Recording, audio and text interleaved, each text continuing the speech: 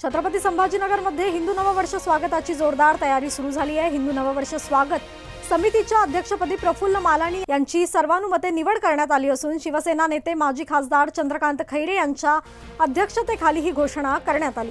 यावर्षी गुढीपाडव्याच्या निमित्ताने 19 मार्च रोजी शहरात भव्य शोभायात्रेचे आयोजन करण्यात आले आहे।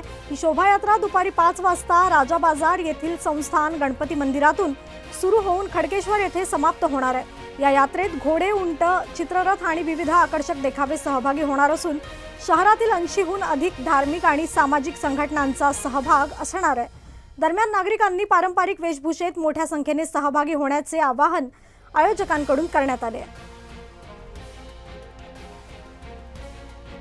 खूप मोठ्या प्रमाणात त्या ठिकाणी ही मिरवणूक 21 वर्ष त्या ठिकाणी होत आहे आणि म्हणून 21 वर्षाच्या निमित्ताने या ठिकाणी खूप मोठी ही शोभायात्रा संस्थान गणपतीपासून निघून खडकेश्वर मंदिरामध्ये जाणार आहे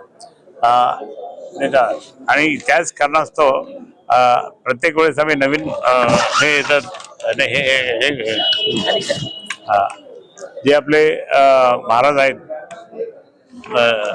ते महाराज त्या ठिकाणी आलेले आहेत।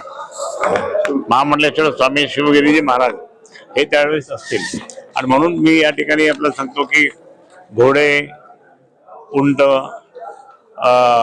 त्याप्रमाणे भजनी मंडळ, महिला मंडळ, सनई वादन, बँड अशा मोठ्या उत्साहात त्या ठिकाणी पारंपरिकमध्ये आणि अनेक जण आपल्या आपल्या पारंपरिक त्या ठिकाणी ड्रेस घालून निघतात। लेझिम पथक आहे।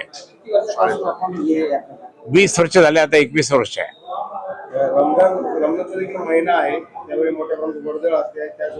नाही काही नाही, ते झाली तयारी झाली, सामंजस्यपूर्ण तयारी झालेली आहे आणि आपली मिरवणूक शोभायात्रा निघते।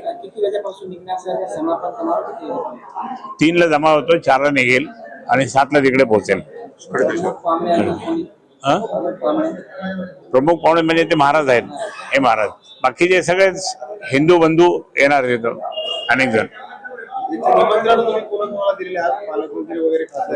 नाही, ते त्यांना पण सांगितलं तोंडी, आता निमंत्रण जाईल त्यांना पण सगळ्यांना। ते आता मुंबईत आहे ना, पण सगळ्यांना आपण देतोय, आता कुठे दिजाभाव करत नाही, कारण बरेच वेळेस अनेक जण अध्यक्ष होते, तुम्ही पाहिलं ती यादी असल्यामुळे त्या ठिकाणी आम्ही काय दुजाभाव केला नाही।